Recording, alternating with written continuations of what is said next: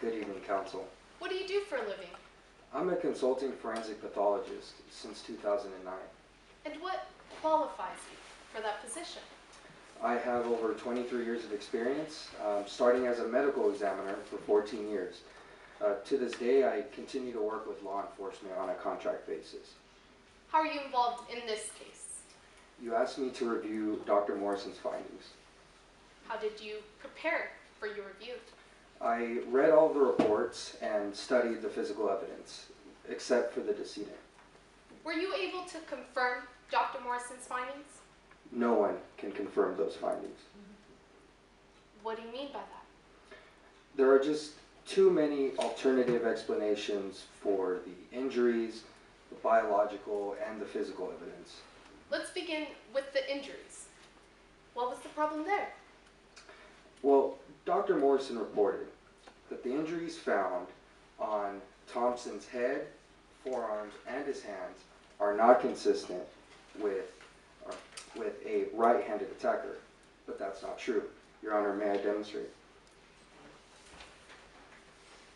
Now again, Dr. Morrison demonstrated that a right-handed attacker in a face-to-face confrontation, like so. For the record, Your Honor, the witness is swinging his right hand towards his left temple from the front. The record shall so reflect. Would result in the injuries found to Thompson's head, forearms, and hands.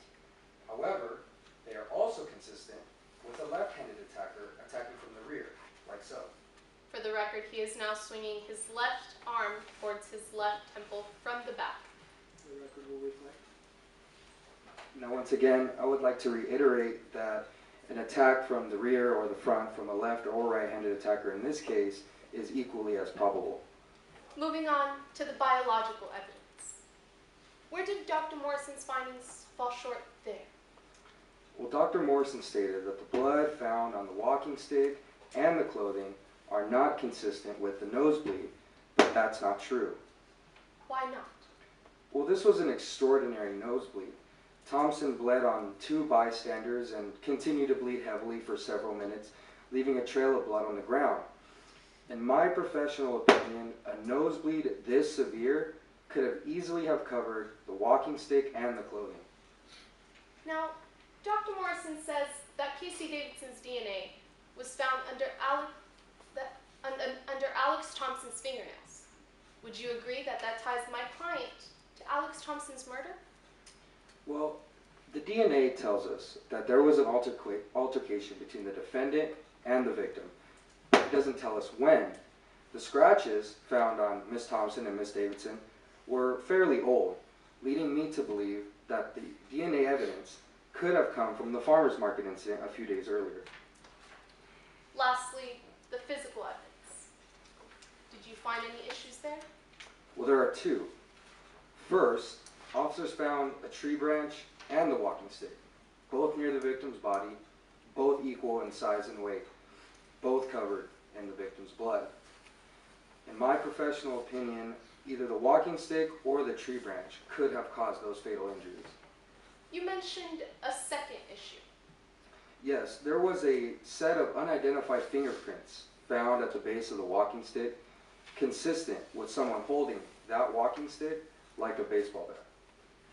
And what about Casey Davidson's fingerprints on her walking stick? Well, it's her walking stick. Of course there would be her fingerprints on it. Now, Dr. Lee, based on the evidence you've presented to us today, what is your final conclusion? Well, I don't have a final conclusion because the evidence is unclear. It could have been a left-handed attacker or a right-handed attacker. It could have been the tree branch or the walking stick. There's one thing that we know for sure though. Someone other than Casey Davidson held that walking stick like a baseball bat. Thank you, Your Honor. No further questions. Thank you. Cross-examine.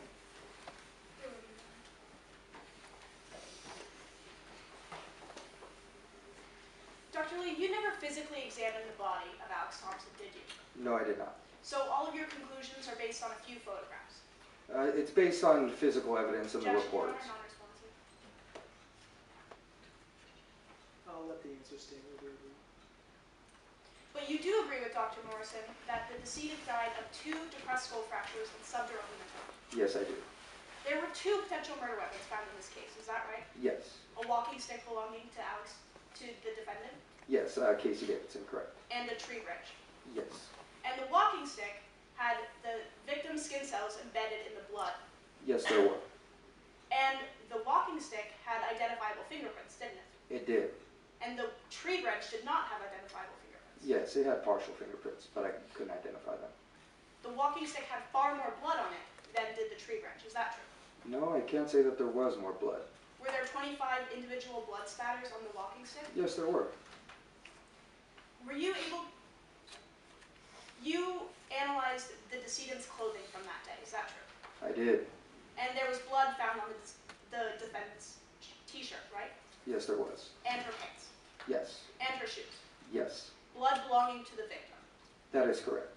There was a 5-inch blood transfer smear on the defendant's shirt from that day, is that On the correct? bottom right, that is correct. No further